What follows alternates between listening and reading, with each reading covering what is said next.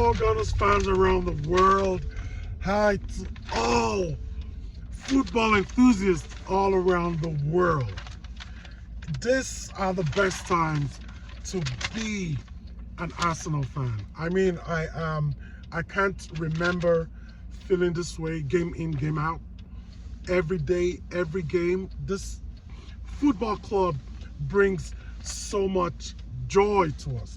You know, and right now, you know, the feeling is so good around this club at the moment.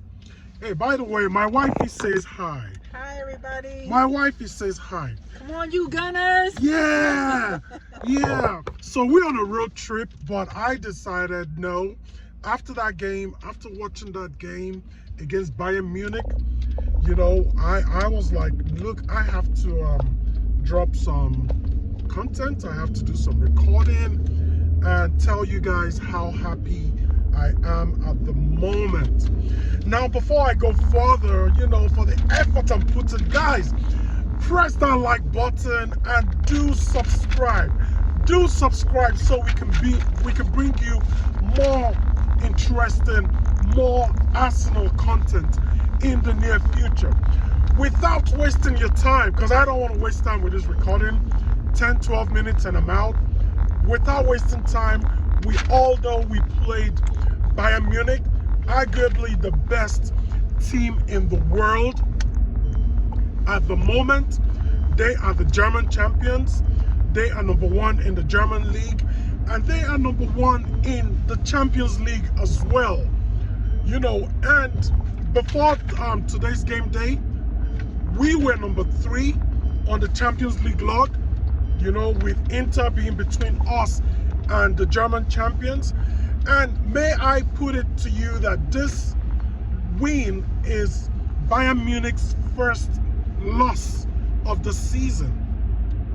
Yes, they've played about 19 games and this is their first loss.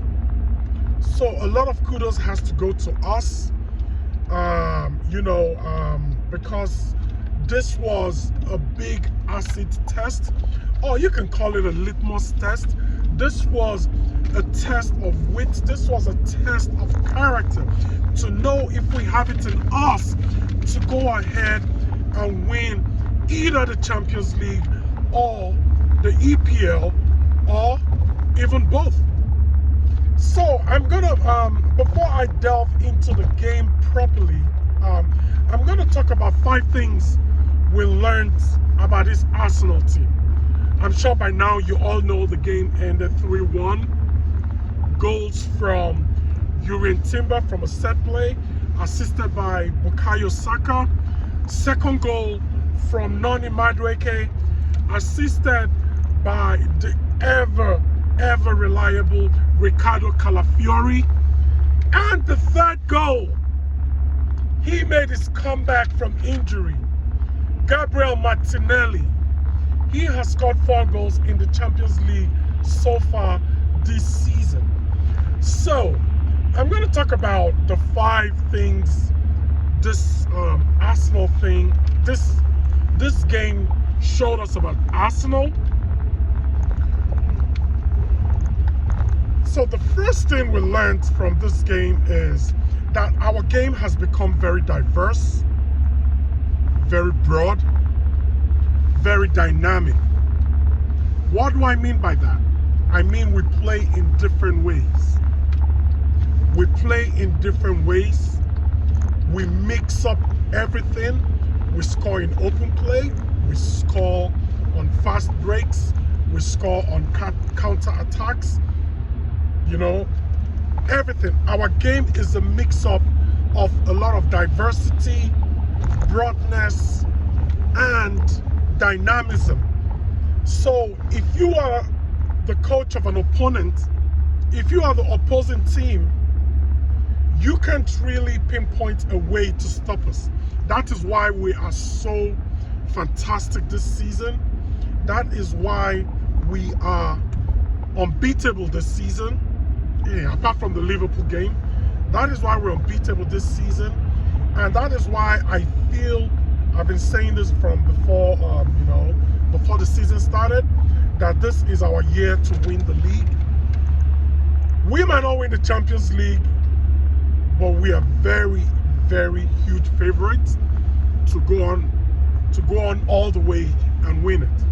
So, like I said earlier, we are diverse. We can win in so many ways, which is a problem for the opposing team. And yes, set piece is one of our weapons. It's a good weapon to have.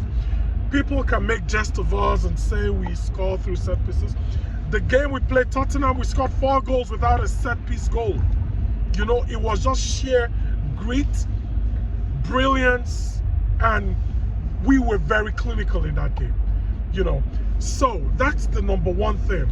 Number two thing is, I know there's been a debate over Miles Lewis-Kelly and Ricardo Calafiori. People had the opinion that, some people had the opinion that Miles Lewis-Kelly was a better player. Now, today we saw the big, you know, gulf in quality between the two players. Miles Lewis-Kelly started this game. Mikel Arteta decided to give him a run of games. Give him a run of game, rather. And, well, while he was marking the very, very amazing Michael Olise, Olise is a fantastic player, you know, and the only goal Bayern Munich scored came from that wing, you know, but I saw the inexperience of Miles Lewis-Kelly. Before Kimmich played that ball to Olise,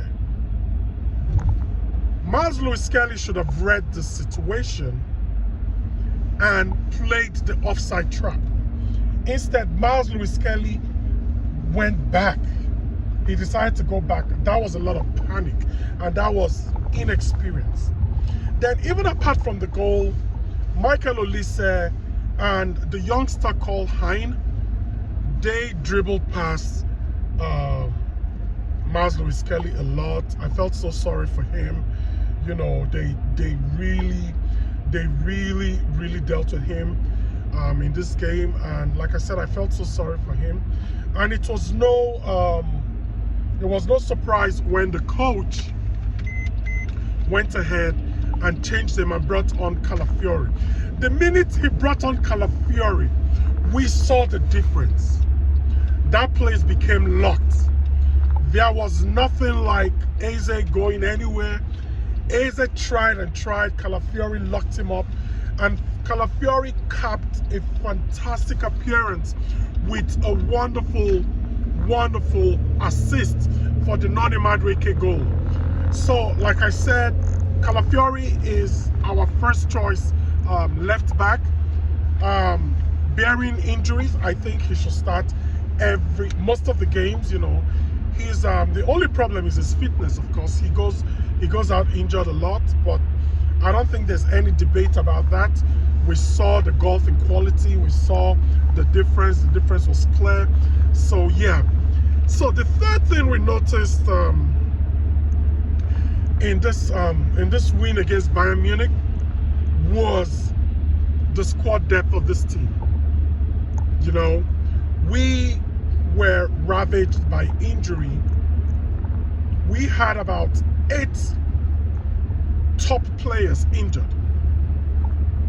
I'm talking Gabriel Jesus, I'm talking Kai Havertz, I'm talking Victor Gyökeres, Odegaard, Madueke, Martinelli, Gabriel Magalhaes. The people like Saka have been coming in and out, but it's not really been showing because of our squad depth. The players we have playing are taking care of business. We saw that with this game tonight. We saw what the squad depth could do.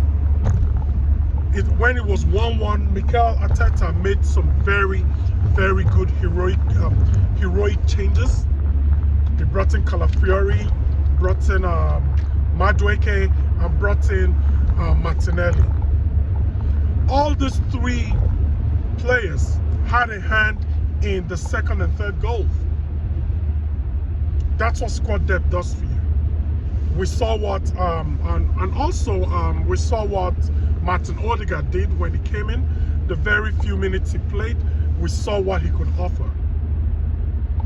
Today, I wasn't very impressed with Eze, though he assisted the Martinelli goal, but I wasn't very impressed with his general play. And the goal he missed in the first half, that was an unforgivable goal. You know, he should be bearing that, he should be scoring that. But you could see when Martin Odegaard came in, you see that the team started to tick. You see he was spreading the passes. He was making those presses. He was forcing Manuel Neuer, the Bayern Munich legendary goalkeeper, to make mistakes. He was, you know, that is what a 10 is supposed to do. I am so happy he's back from injury. You know, with this guy, with our squad so complete, with us having two great players in every position, we can compete on all fronts. We can compete for a whole lot of competitions. To me, mainly the Champions League, the FA Cup, and the Carabao Cup, in which we are in the quarterfinals. This is what squad depth does for you. It makes you compete on all fronts. Everybody comes, you know, give their all to the team, help the team win games, and yeah, you know, that's what it does. And this squad has it in abundance. We have the reserve players in abundance. It's not just quantity, but quality as well. So the next thing I want to talk about, which is very important, is we have to give Mikel Arteta his flowers. This man has been here for 5.5 years, and the critics have criticized him and, you know, chastised this guy for the lack of trophies. Just one FA Cup and 2 charity shields. But he is starting to grow. He is starting to improve as a manager. We can see how he's doing, it's not just managing the team, but you can see how harmonious the team is. Nobody is complaining or being benched. Everybody is happy. Everybody wants to contribute something. His man management has been impeccable. He is truly doing something legendary at the moment. We have to give it to him. We are top of the table in the EPL by 6 points, and we are top of the table in the Champions League by 3 points. This is commendable. You know, you have to give it to this guy. Yes, we've come second 3 times in a row, but I think our days of coming second is over. We are going to come first, especially in the EPL. I have no doubt about it. With the way Arteta is managing the team, even his in-game management, which we all used to complain about in the past, has improved so well, barring the Sunderland game. And I wouldn't even blame him so much for it. But his in-game management has been impeccable. It has been so good. It has been flawless. You can see his input into this team. So that is what I wanted to talk about. Now, the last thing I want to talk about is, so people talk about our defense. People talk about our defense, even while Gabriel Magalhaes got injured. We've been bringing people like Mosquera. We've been bringing Hincapié to fill into that central defensive position, and they've been filling in seamlessly. Now, I used to think it was really the defense, but no, it's actually the double pivot midfield of Zubimendi and Declan Rice. I honestly think Declan Rice is the best number 8 in Europe at the moment. I don't think anybody is as consistent as this guy, and he has someone that complements him so well in Martin Zubimendi. Martin Zubimendi in this game, he covered so many grounds. But Declan Rice covered even more. Declan Rice was a menace to Bayern Munich today. You know, like I said, I used to think it was just the defense, but no. Arsenal has the luxury of having two very frenetic midfielders. Two fantastic midfielders that work tirelessly. They cover every blade of grass on that pitch. These two guys are the ones that shield our defense. Now, Declan Rice is an 8. He's a box-to-box. He's what you call a box-to-box midfielder. He is the most overworked player on that team. He goes up, he's in attack, he's in defense. He is everywhere. This guy, honestly, I think he should be our captain. But I understand he's a captain in his own right. You know, he plays by example. You know, fantastic guy, fantastic professional, you know, and, you know, I just don't see any. Look how we overran Bayern Munich's midfield today, sorry. Look how we overran them. At a point, Bayern Munich couldn't cross the halfway line. That was the level of dominance, especially in the second half. Bayern Munich couldn't cross the halfway line. Raya didn't have much to do. Yes, he conceded a goal, but he didn't have much to do. So anyway, those are my 5 points in this game that I noticed. And you know, like I said, the most important point is give Mikel Arteta his flowers. Put some respect to Mikel Arteta's name. This guy has been fantastic. We can't get it any better than this. And that will be the end of my show. I know I wanted to do 12 minutes, but I love talking to you guys. And I forget myself. But until next time, we are going to, you know, bury ourselves in the euphoria of this win. 3-1 against the best team in Europe. Come on, you Gunners! Come on!